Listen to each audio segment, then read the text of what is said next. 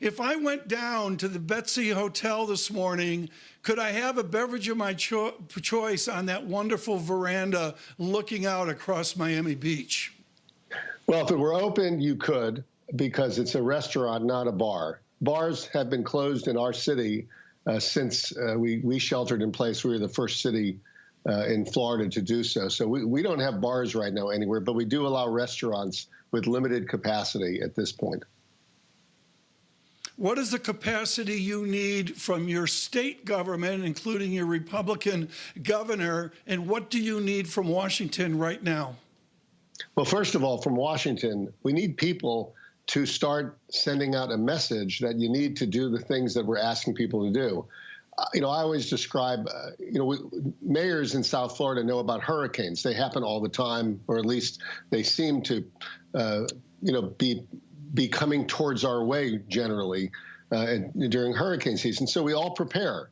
And there's never any discussion about whose fault it is or whether it's what party it is, or everybody just does what they need to do. And they tend to help everybody else. They tend to listen to the direction of their political and health management leaders. And they tend to sort of get in line and help people they don't even know. This, for whatever reason, the messaging from Washington has not been help everybody else, help yourself. It's been don't wear a mask or stand up against this or stand up against that. It's so unhelpful. Right now, the biggest concern we have is getting people to simply do what every health expert tells them they should do, which is to wear a mask when you're near somebody, wear a mask to protect your parents, wear a mask to protect yourself, and they're not complying. And young people are especially not complying. And since my city is in the middle of this, because we get so many guests, so many visitors, so many hospitality workers, all in this little interchange that happens in this little island, we see it in a big way, and we need direction and we need leadership. Mayor, as you look to leadership, there is a question about some of the hard decisions that you have to make as the leader of your city. And as a parent, I know the conversation very much among my friends is a question about when summer camps can get back up and running, when we can get schools back up and running. I know that summer camps have been open in your region.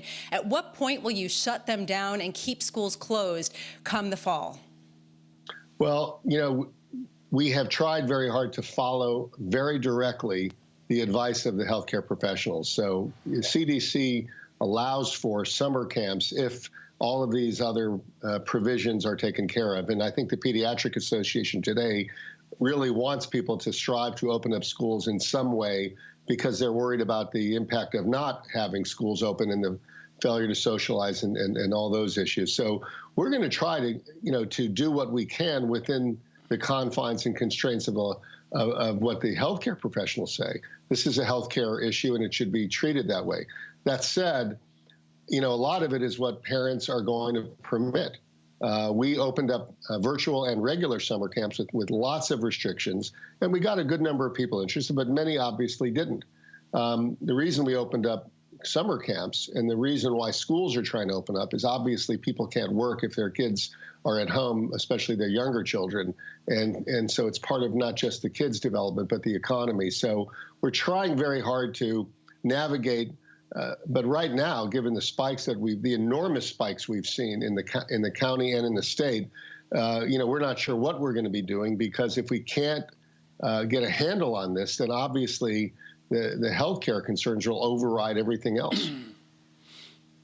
Yeah, Mayor, not an easy decision. And Tom, I'm really struck, especially in what the mayor was talking about in terms of the economic concerns, people not getting back to work if their kids are not in school, and the idea of what could happen if we have children congregating. They don't social distance. And what happens with respect to all the little vectors of disease who go home to their families, Tom?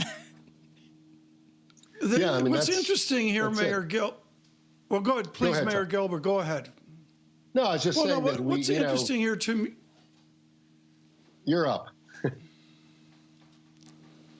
What I was going to say, excuse the delay, Mayor Gelber. What I was going to say is your father basically invented the idea of moving from New York down to Miami Beach. You took advantage of that out of Tufts and all that.